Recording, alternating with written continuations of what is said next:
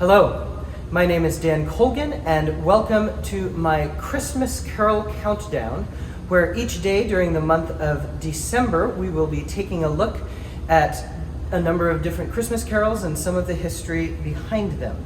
I am fortunate to be the organist and music guy here at Gloria Lutheran Church in Olympia, Washington. The first carol I would like to take a look at is Joy to the World. The text was published in 1707 by Isaac Watts, who was English. Watts was one of 9 children, and he was denied an opportunity to study for the Anglican priesthood, which he wanted to do. In 1712, he fell pretty ill. He became very, very frail and had some depression and many other issues, and he was essentially quarantined for the last 30 plus years of his life. But he was also a genius. During that time, he wrote over 60 books, mainly about Christianity, geography, astronomy, and logic.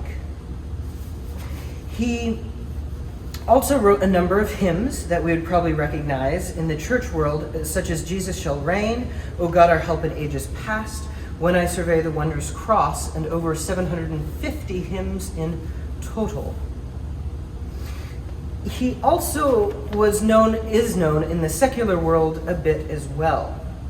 He had an exhortation against illness and idleness and mischief in one of his collections, Divine Songs for Children.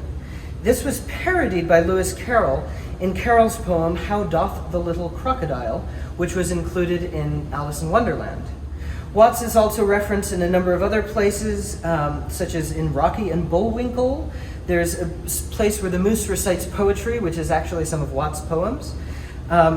Watts is also referenced in David Copperfield by Charles Dickens, and Princess Ida, which is an operetta by Gilbert and Sullivan.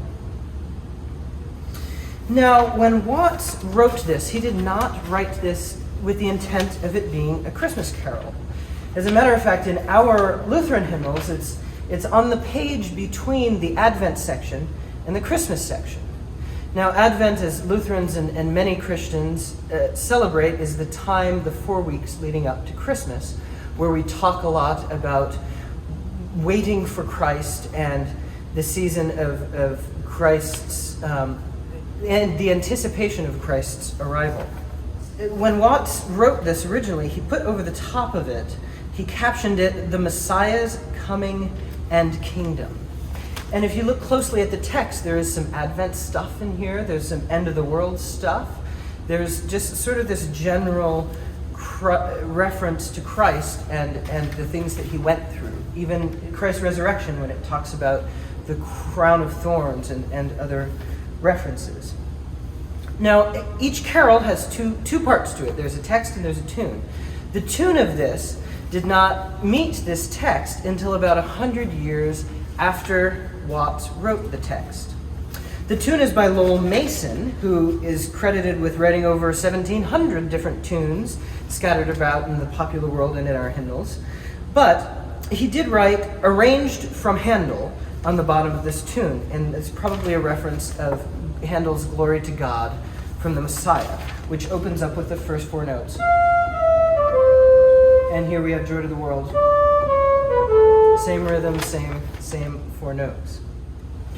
It's interesting to me that Watts, being frail, being depressed, being a genius, but in a state of being denied all of these opportunities that he wanted, rather than writing a lament, he writes Joy to the World, which is just one of the happiest tunes, the happiest songs, this exuberant text that's made its way into our mainstream world today. It is my hope for you that we can learn something from this, that just because we're stuck inside more and perhaps we don't have as much joy as we normally do, that there can be something bright, something cheerful that comes out of this time. Well, thank you for joining me the first day, and I will give this carol a playthrough. Feel free to follow along. I'll be posting these on both my personal Facebook as well as the Dan Colgan Gloria Day YouTube channel as well. Thank you.